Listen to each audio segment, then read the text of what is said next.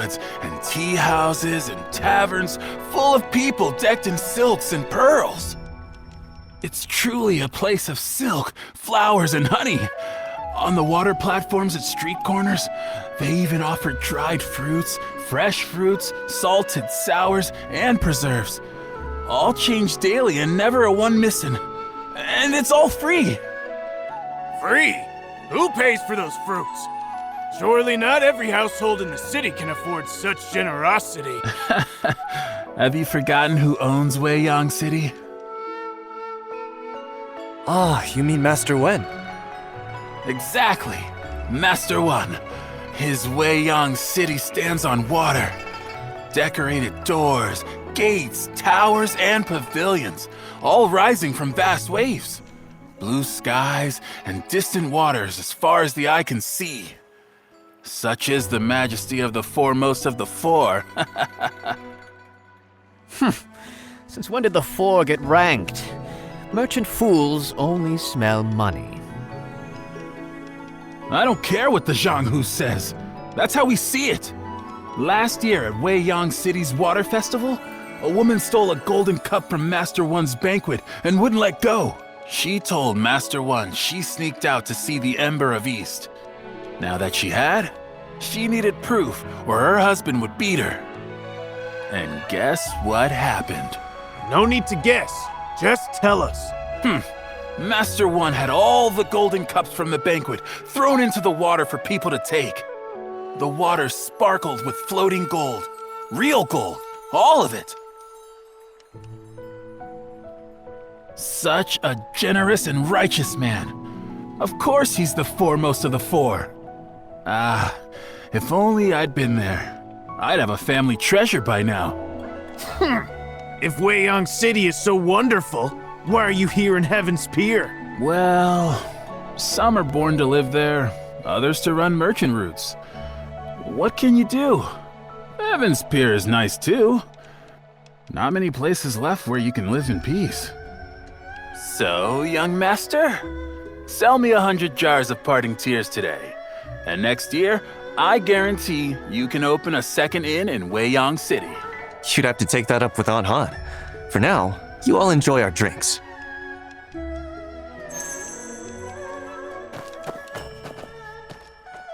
Aunt Han, what's the big news you're going to announce at the banquet? Aunt Han. Fine, keep your secrets.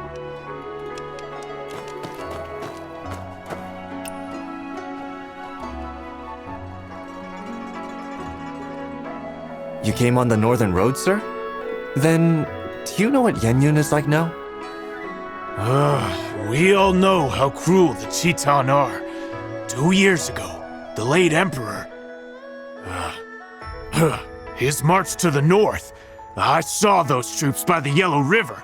So strong, so fierce. Who knew the commander would die, leaving the army with a bunch of fools? Good thing the Northern Vow kept Wang Qing's spirit and fought to the death, or none of us would be here. The march to the north? Ha! 2 years ago, the people of Yan'an sent all the supplies they had to the battlefield. And, well, for decades, it's been one war after another on account of this dynasty or that official. Yan'an's drained dry. Been ages since we've seen anyone take the road to Yenyun. If we stand together and keep the faith, Yenyun will be ours again. After all, aren't the heroes of the Zhanghu better than those Chiton dogs? Zhanghu wanderers? If they were all trustworthy, would Wang Qing have fallen at Zhangdu Bridge? What's with that look? True. Just as there are traitors in government, so are there villains in the Zhanghu. I mean, you don't avoid the north just because of southern wealth, right? With the 12 there, and then Killer Blade, who dare trade that way these past dozen years?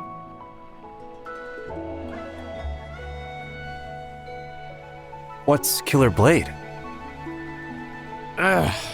Killer Blade is a man. They say his blade could split mountains. Oh, and I'm not just blowing smoke.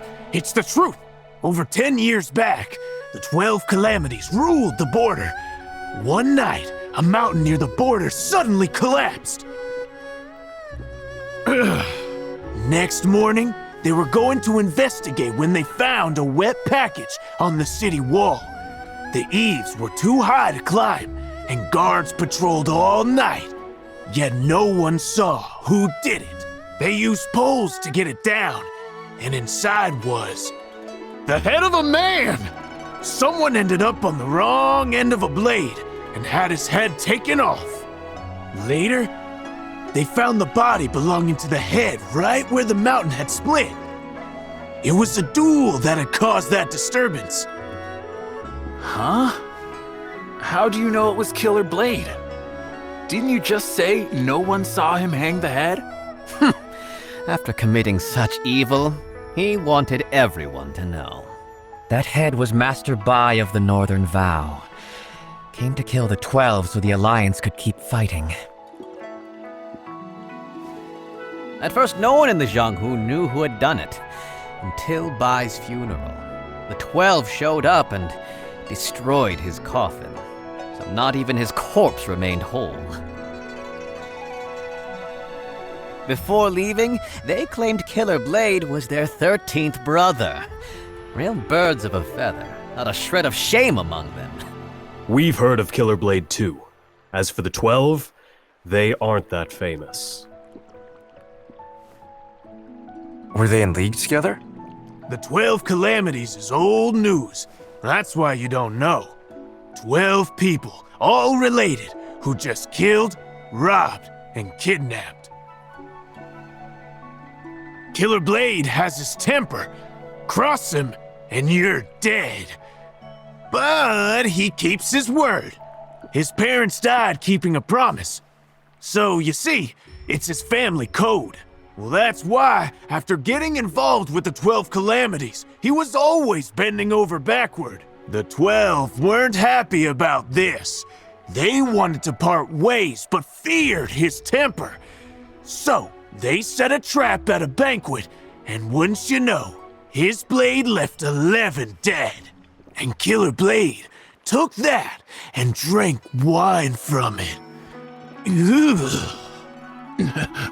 Wine? Wait. Why 11? Weren't there 12? To tell you that, I'd have to tell you about that blade of his.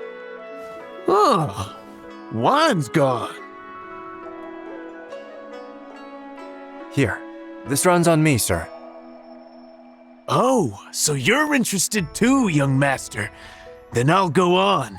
At first, Killer Blade was the name of his purple gold blade.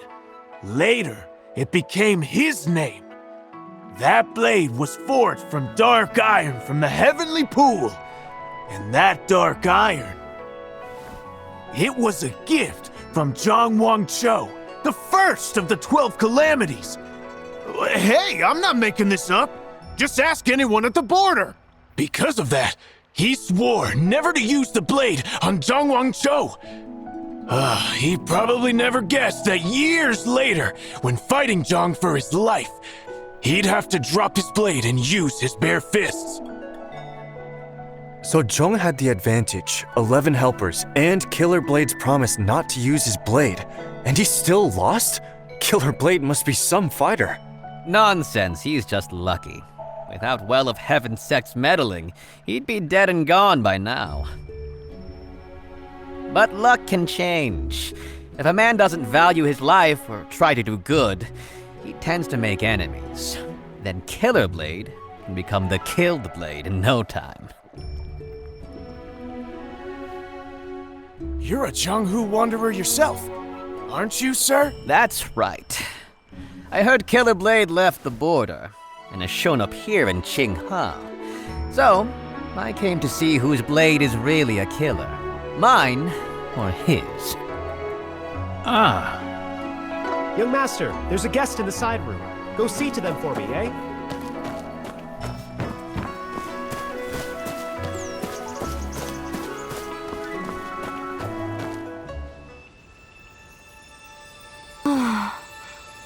Not words of love nor wine's relief can stay the sting of parting's grief. So this is parting tears?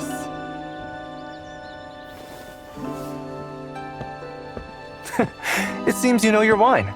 If you drink the parting tears of Heaven's Pier, it brings to mind the one you missed most in this life. Huh?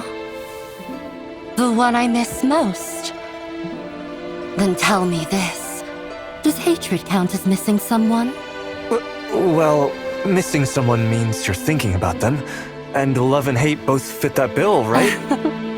How interesting. If I can't taste wine this good again next year, that'd be a real shame. If you like it, come back next year when the pear blossoms bloom. Huh? Now that I look at you, you're quite lovely. I just wonder if that perky little nose has ever caught the scent of a swordsman.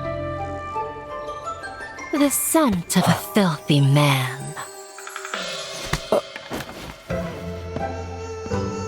What are you standing there for? Already this hour and the serving dishes have yet to arrive. Go to the kiln and look at it. Right.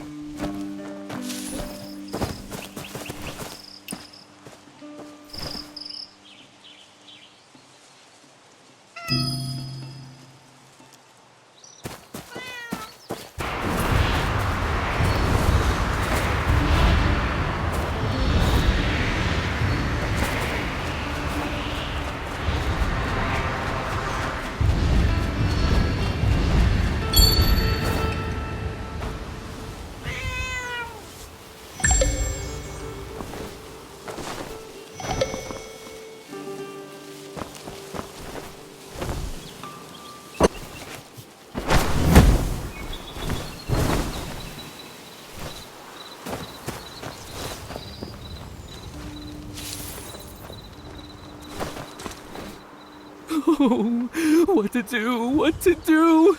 So many fine porcelain pieces broken. Madame Han will kill me.